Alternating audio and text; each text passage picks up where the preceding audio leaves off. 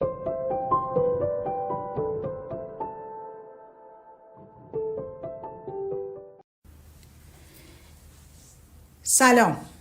به تحلیل فیلم بسیار خاص و دیدنی در امروز خواهیم پرداخت که طبیعتاً برای هر روانشناس و روان درمانگر که اهمیت داره بماند، برای هر کسی که اصلا دغدغه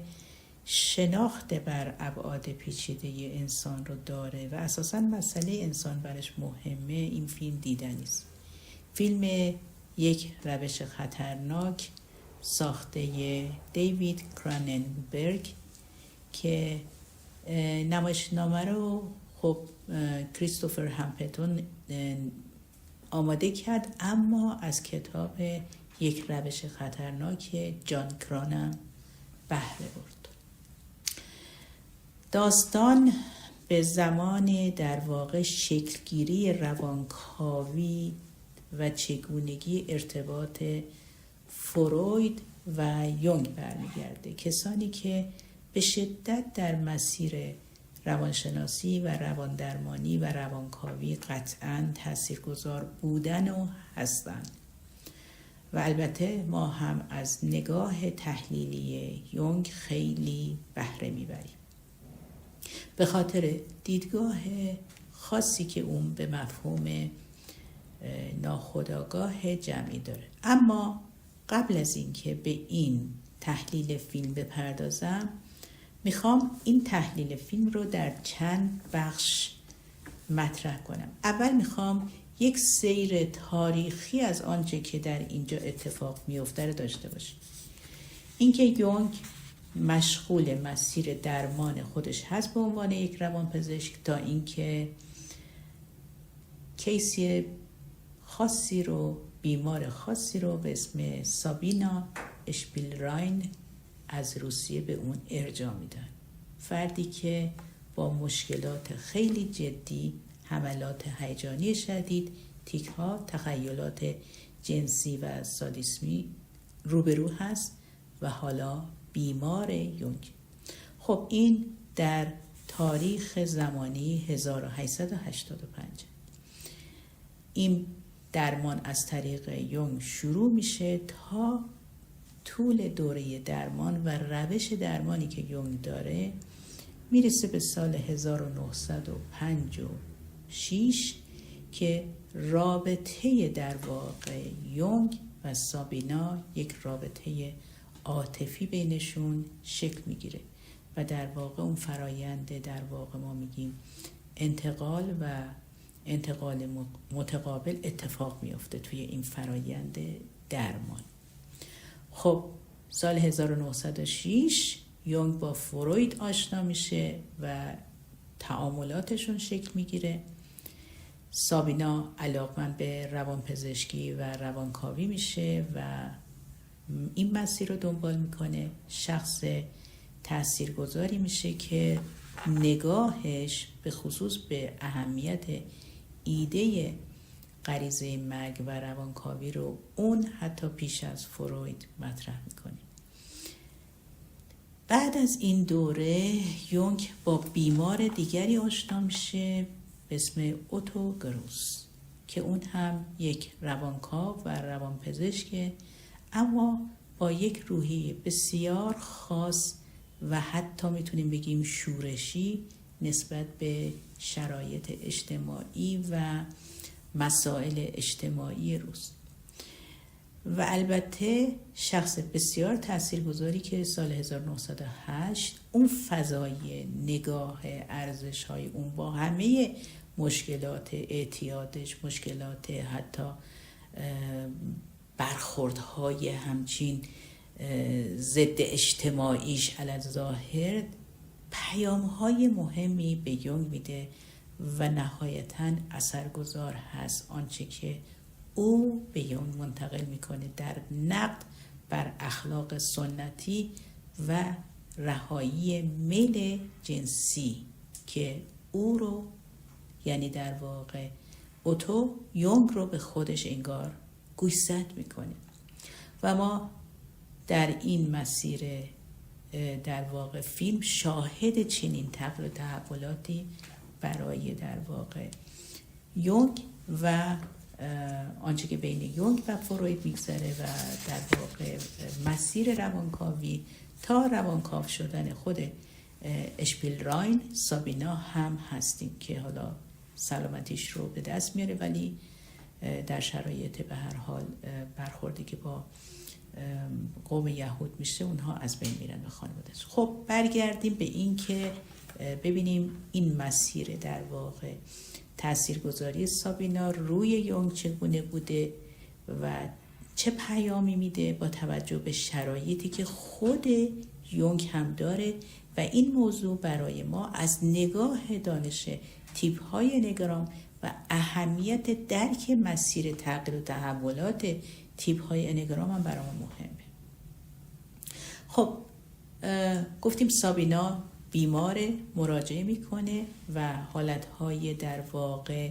روحی آزرده و شدیدی رو داره و از روش یونگ استقبال میکنه، روش تداعی آزاد که یونگ به کار برده و میذاره که با اون حرف بزنه، این ارتباط اتفاق بیفته و کم کم متوجه فضاهای عاطفی بینشون میشه، جایی که در واقع خود سابینا هم یونگ رو به چالش میکشه که متوجه خودش بکنه اگرچه توی این فرایند انتقال و پدیده انتقالی که داره اتفاق میفته، یونگ با توجه به تعهدات اخلاقی که داره خودش رو ملزم میبینه به رعایت اصولی که رعایت بکنه، اما ما در فیلم حتی جایی شاهد هستیم که برای تغییر و تحولاتی که میخواد براش اتفاق بیفته خود همسر یونگ به سراغ سابینا میره که از سابینا کمک میخواد برای اینکه این مسیر به اصطلاح تغییر و تحول و ایده پردازی خود یونگ شکل بگیره. ما در صحنه‌های فیلم شاهد هستیم که جاهایی که یونگ از وقایعی که باهاش روبرو میشه و شرایطی که باهاش روبرو میشه در قالب ما حالا امروز میشناسیم به اسم پدیده های همزمانی هایی که اتفاق میفته، از طرف فروید محکوم میشه به این که این تخیلات چیه، این افکار چیه، ما پزشکیم باید به تحلیل پزشکی بپردازیم و درست جایی که این گونه داره زیر سوال میره یونگ از طرف فروید، یونگ هم فروید رو به خاطر نگاه صرفاً خیلی بسته و فیکس شده روی موضوع غریزه جنسی و تأکید بر اینجا و نگه داشتنش اون به نحوی که فروید به اصطلاح بهش میپرداخت، اونم این نقد رو برش میکنه، در جایی که توی صحنه‌های فیلم شاهد هستیم که چطور فروید و یونگ در مقابل هم قرار میگیرن و فروید حتی اظهار میکنه که همه چیز رو در تحلیل خوابش از بیانش به یونگ امتناع میکنه برای اینکه میخواد همچنان این به اصطلاح موقعیت خودش رو و نگاه خودش رو حفظ کنه. خب این به قول یونگ فرایند تفرد خود یونگ رو اینجا داریم، یعنی آنچه که داره برای خود یونگ اتفاق میفته به واسطه نه فقط همسرش بلکه به واسطه بیمارش که حالا به او از نظر عاطفی میل هم پیدا کرده که سابینا باشه و سابینا هم متوجه این نکته هست که چه اتفاقی داره در اینجا میفته و یونگ رو هم ترغیب میکنه به چنین شرایطی و البته یونگ هم از روی کنجکاوی هایی که داره و انگیزه هایی که در خودش هم هست او به این مسیر کشیده میشه، اگرچه متوجه شرایط تهدید آمیز موقعیت به اصطلاح پزشکیش هم هست.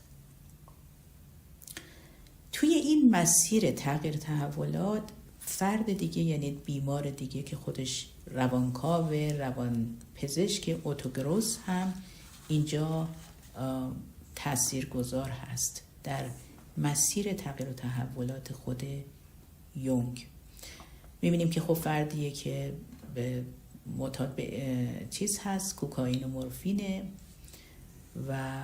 در این حال از شاگردان فروید بود و همکاران خود یونگ که به هر حال اون دغدغه‌های جدیش، برخوردهای خیلی محکم و قاطع و سریع در آن چیزی که به عنوان اخلاق سنتی رایج بود هست. در واقع یونگ رو به خودش میاره که آن چیزی که ملاحظه میکنه و رعایت میکنه در چنین شرایطی در واقع الگوهای اخلاقی تعریف شده توی جامعه است. در این حال نقدی بر اخلاقیات نظام حالا سرمایه‌داری داره و یک نگاه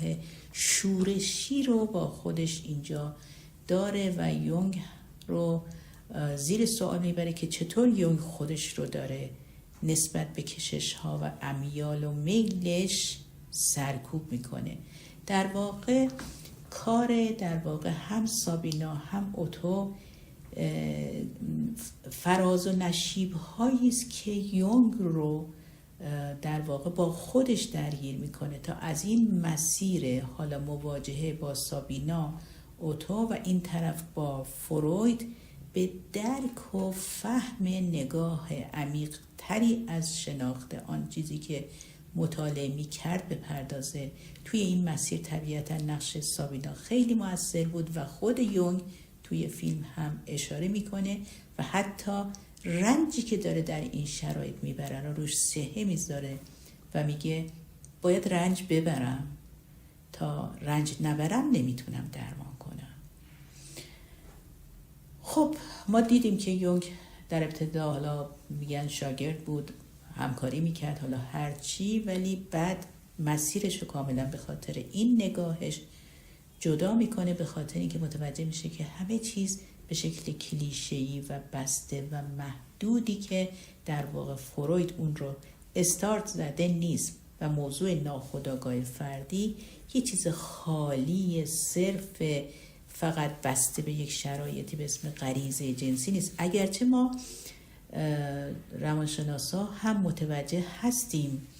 که در نگاه فروید او توجه به یک مفهوم عمیق‌تری به نام عشق هم داشت که چیزی فراتر از غریزه جنسی است، اما به هر حال یعنی در قالب توضیحی که بر اهمیت لیبیدو میده.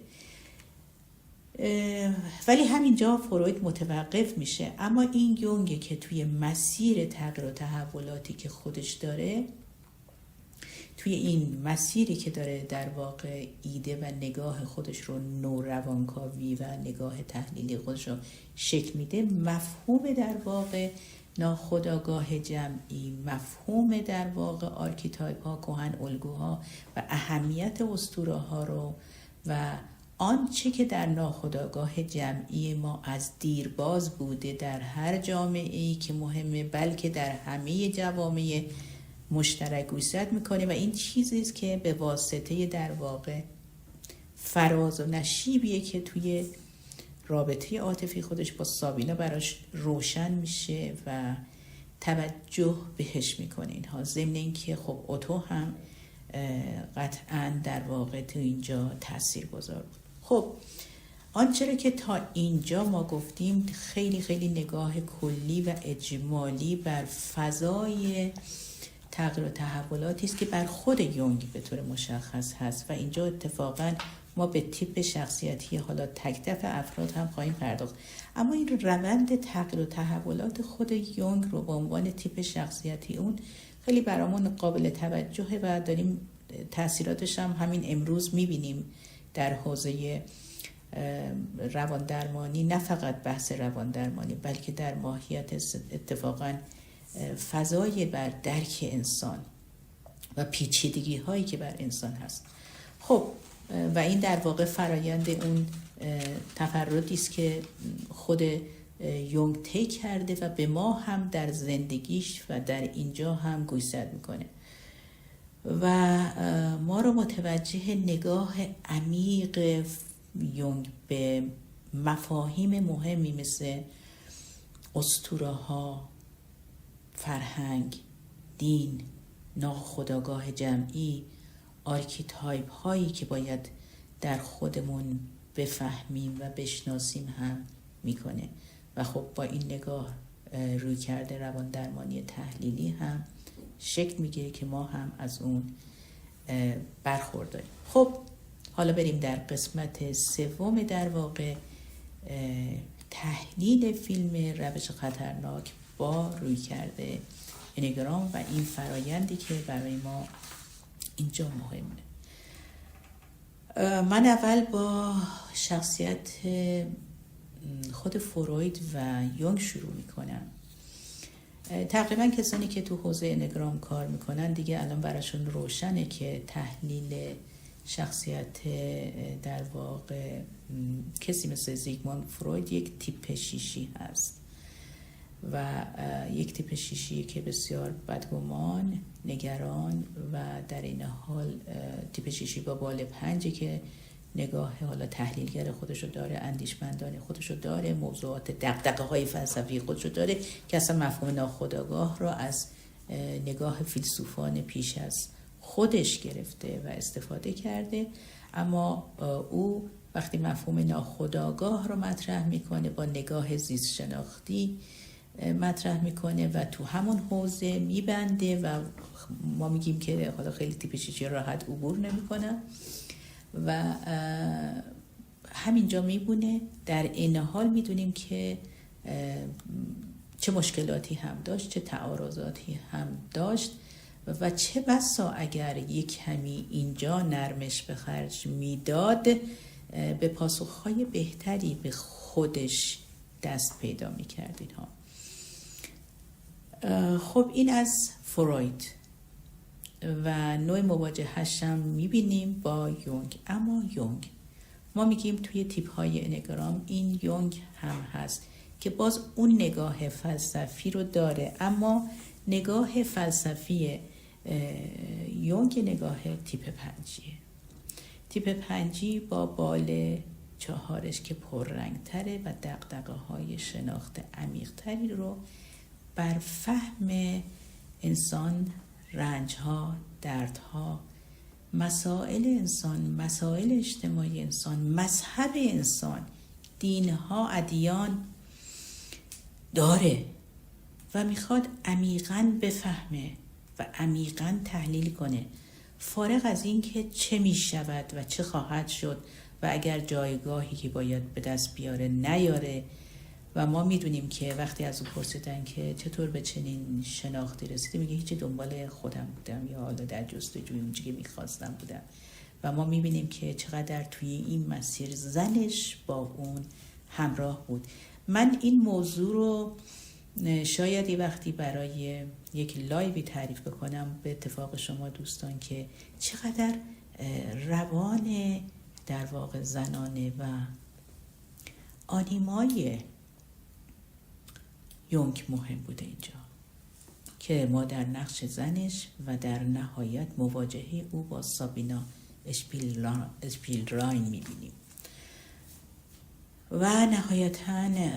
مسیر تحولات این تیپ 5 که منتهی به ظهور و بروز دیدگاه تحلیلی و نورمانکاوی یونگ میشه و اون اثر اجتماعی و سمت هشت او رو قویاً میبینیم، اثرگذاری یونگ رو. و البته امروز روز ما متوجه هستیم که کسانی هستند به نگاه معناگرای یونگ با نگاه به اصطلاح عرفان یونگی هم یا یونگیان ها در این راستا مانوس هستند. خب اینم از یونگ. و اما شخصیت سابینا به عنوان یک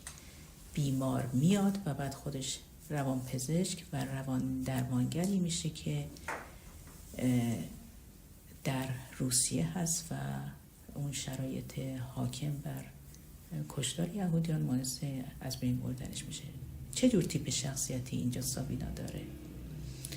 سابینا یه شخصیت کاملا احساسی، عمیق و عاطفی، در این حال با اون نگاه فردگرا، حساسیت عاطفی بالا و رنجور و آزرده از پدر با آسیب شدید آنیموسی که داره، در این حال دارای تخیلات خیلی قوی، ناخودآگاهی پر از مسئله، در بر گرفتن از مسئله، چیزی که دائم او رو به فضای عشق، رنج، مرگ سوق داده و در مسیر آشنایی با یونگ بال پنجش پررنگ و قوی تر میشه و اون رو سوق میده به حوزه دانش و خلاقیتی که در اینجا داره. ما میدونیم که تیپ 4 ها خیلی براشون مهمه که درکی درست از زندگی داشته باشن، پاسخ کافی به فانتزی های تیره و تاریک خودشون بتونن بدن، که تو اینجا ما میدونیم موضوع مرگ مهمه، موضوع سادیسم مهمه، اما در این حال خب باید یه پاسخ کافی بده و این در مواجهه با یونگی که حالا شنونده و کنجکاوه بفهمه، به منظور و مقصود خودش میرسه و میبینیم که چقدر بی‌پرواست این تیپ 4 برای